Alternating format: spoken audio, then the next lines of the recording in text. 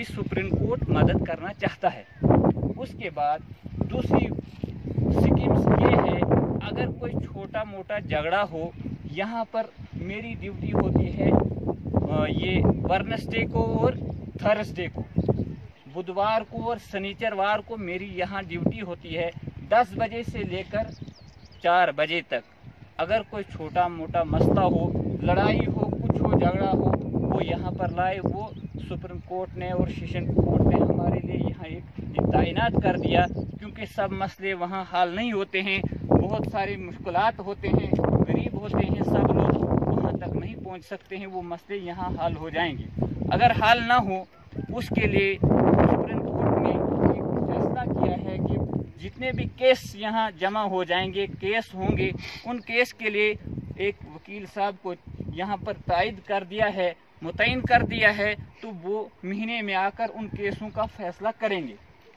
दूसरी बात यह है कि जज साहब भी इस हमारी पंचायत के अंदर यहाँ पर तशरीफ़ लाएंगे।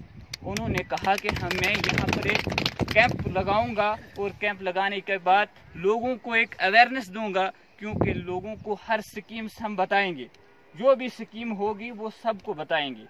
तो तमाम हजरात से मेरी तरफ से अपील है कि अल्लाह ताला हमें कहने सुनने से ज़्यादा इस पर अमल करने की तौफीक अता फरमाए। स्कूल डुगजल है सर, जहाँ पे 80 से कम कभी स्ट्रेंथ नहीं हुई है। वहाँ 3 टीचरों की मुकम्मल ज़रूरत है। और दूसरा एक स्कूल है जहाँ पे 12 बच्चे PS बेली में हैं, वहाँ 2 टीचर की ज़रूरत नहीं है। या तो वो क्लब कर दिया जाए, कोई ऐसा रेजोल्यूशन डाल दिया जाए, मेरे स्कूल को कम से कम 5 के बदले 10 टीचर मेरे स्कूल में आने चाहिए। ये मेरी रिक्वेस्ट है सर। तो बाकी जो सर ने बताया, आपको पोस्ट मैट्रिक और प्री मैट्रिक होता है। पोस्ट मैट्रिक तो सोशल वेलफेयर देता है सर, प्री मैट्रिक के लिए हम आपकी जो है सिर्फ आपका अकाउंट नंबर हम आपसे लेते हैं। और मैंने बहुत सारे लोगों के अकाउंट खोले। जब मैं यहाँ गांव गली में आया था, तो इस स्कूल में भी सर मैं इंचार्ज हेडमास्टर रहा हूँ, एज मास्टर ग्रेड में यहाँ आया था, तो सब लोगों के अकाउंट खोले थे। उस वक्त बड़ी दिक्कत आई लोगों को अकाउंट खोलने में, लेकिन हम वो फॉर्म देते हैं सर, वो फिर वहाँ से आपके ही डिपार्टमेंट्स के थ्रू, सोशल वेलफेयर के थ्रू ही वो डायरेक्ट पैसा आपके अकाउंट्स में जाता है। वो पैसा हमारे पास इन हैंड किसी के पास नहीं आता है। दूसरी बात, हाँ जी, जिनका पेरेंट्स नहीं है, बाप मर गया, उसको अर्पण कहा जाता है। उसमें एक बच्चे को 1 साल में एक ही स्कॉलरशिप मिल सकता है। जैसे ST का बच्चा है, उसको अब माइनॉरिटी का नहीं मिलेगा। माइनॉरिटी में हम इंडिया में सारे लोग आते हैं, विदाउट हिंदूज, सिख हैं, गुजर हैं, कश्मीर, हम सारे आते हैं माइनॉरिटी। लेकिन प्रॉब्लम क्या है, मुस्लिम सारे, हाँ, जैसे हम हैंडीकैप की भी सर हम लिस्टें देते हैं, लिस्ट नहीं प्रोवाइड करते सर, हम बिल्कुल देते हैं। नहीं सर, असल में हमारे पास DDO पावर मत है सर, DDO पावर होती है ZDO के पास। SMDC में थोड़ा सा इनके बहुत ताउन की जरूरत होती है। उसके बाद सर हमारे एक और प्रॉब्लम है, जैसे मिड डे मील की बात आई थी यहाँ पे, तो इसमें क्या सर, ये पहले जो था हमारे थ्रू चावल आते थे, मतलब हमें ZDO हमें से पेशेंट इंचार्ज को वो देता था परमिट वगैरह, और हम लाते थे। 2 साल से ये स्कीम चेंज हो गई और अब ये जो है थ्रू डीलर्स मिलता था। हमारे इस पंचायत के डीलर जो है वो सस्पेंड है सर, और वो स्टोर के जरिए 11 तारीख को हमारा परमिट गया। सब लोगों को पता होना चाहिए, मैंने डेट नोट की है। तब से आज तक हम TSO साहब को फोन कर रहे हैं और हमें चावल नहीं मिलता है। इसके लिए भी सर हमें VEC के और SMDC जो मेंबर साहिबान हैं, उनका ताउन चाहिए, ताकि अगर 11 को हमें उनको वहाँ पे दे देता है या 5 को दे देता है, कम से कम 6 या 7 को हमारे स्कूल में उनका सर डायरेक्ट लिंक जो है कुक्स के बीच में और स्टोर के बीच में रहता है। हमारा टीचर कोई, उसके बावजूद भी वो कहते हैं आओ जी मोहर से उठाओ जी, यहाँ से उठाओ। वो हमारा सर कोई किराया नहीं है, उसमें कुछ नहीं है, हमारा स्टोर यहाँ पे है। ये टाइमली सर हमें, ये हमारी एक रिक्वेस्ट है सर।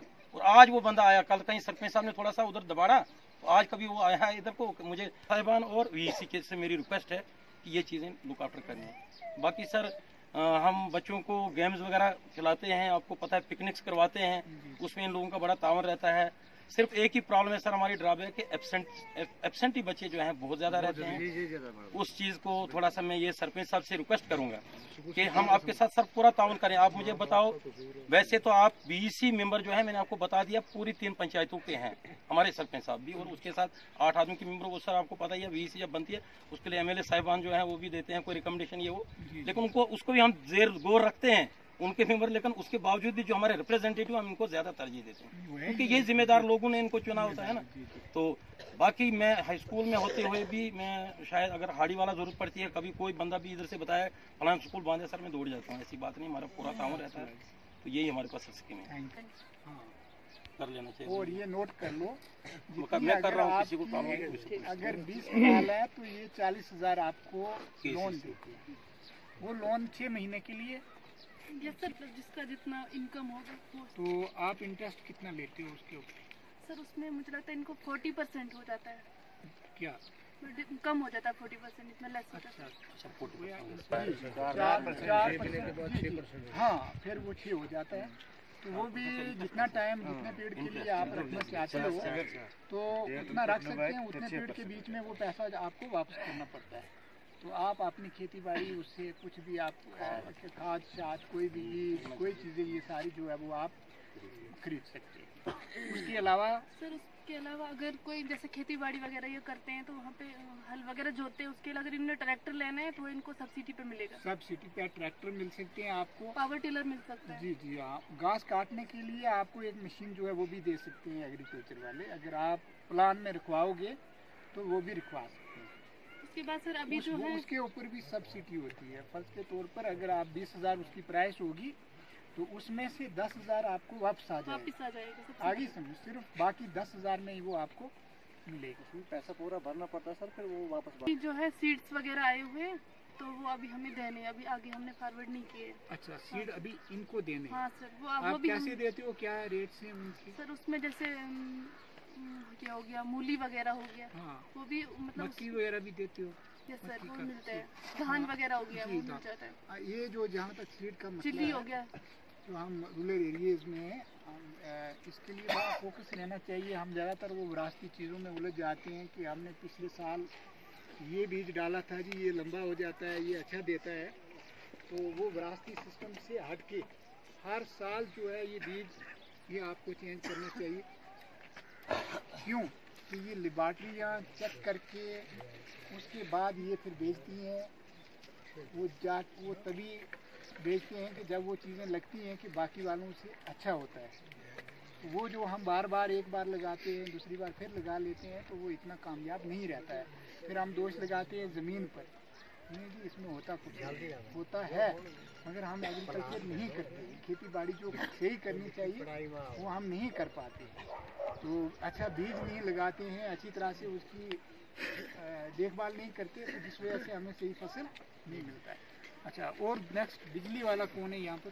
जी सर, जो सप्लाई है पानी पाइपों में पाइप, तो उसके लिए हमने सर स्टेटमेंट बनाई है। हमें रिपेयरिंग के लिए बहुत ज़रूरी पाइप है सर।